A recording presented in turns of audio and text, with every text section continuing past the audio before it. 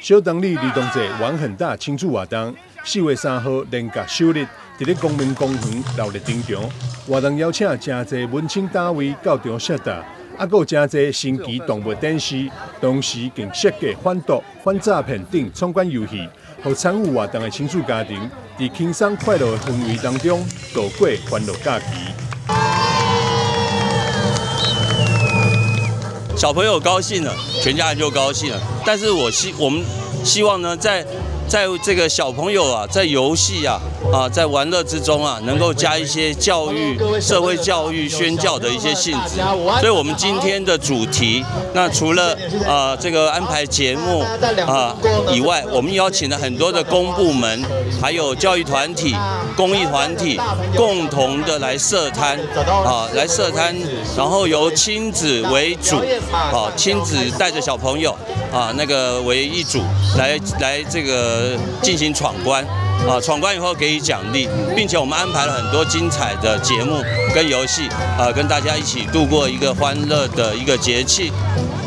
那么希望今天大家在光明公园能够有一个快乐的午后。于里长从跟芝姐一起当选到现在以来呢，我们举办了很多不一样形式的这个活动，为的就是希望让里民的长辈可以走出家门，然后也办一些活动在假日，让一些年轻的朋友在放假之余，也可以带小朋友就近就到他们小东里的光明公园来活动。那芝姐很荣幸，也谢谢小于里长给我很多的机会，可以走进我们小东里，跟民众更近距离的接触以外呢，那我们里民的这个服务还有里的建设呢，我们两个都很落实。除了在这边祝福大家有一个愉快的连假以外，还有祝福大朋友小朋友的儿童节快乐。那也希望在11月28，请大家用珍贵的选票，小东里里长唯一支持于天祥，东区市议员恳请支持曾之杰。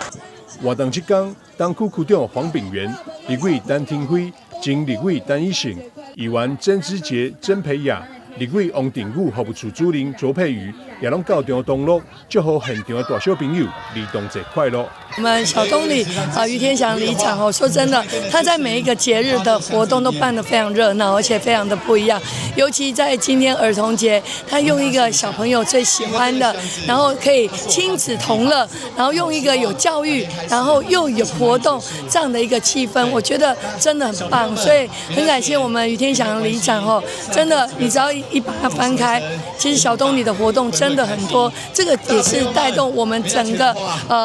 所有的好朋友一起走入社区，一起走入我们里彼此的一个生活，这是就是最重要的。小东里长于天祥指出，从年以来持续推动各项亲子甲社区活动，希望打造更加友善的生活环境，让居民在日常生活当中就能感受到社区的温度甲凝聚力。希望让囡仔在健康正向环境当中快乐大汉。台南新闻张伟忠采访报道。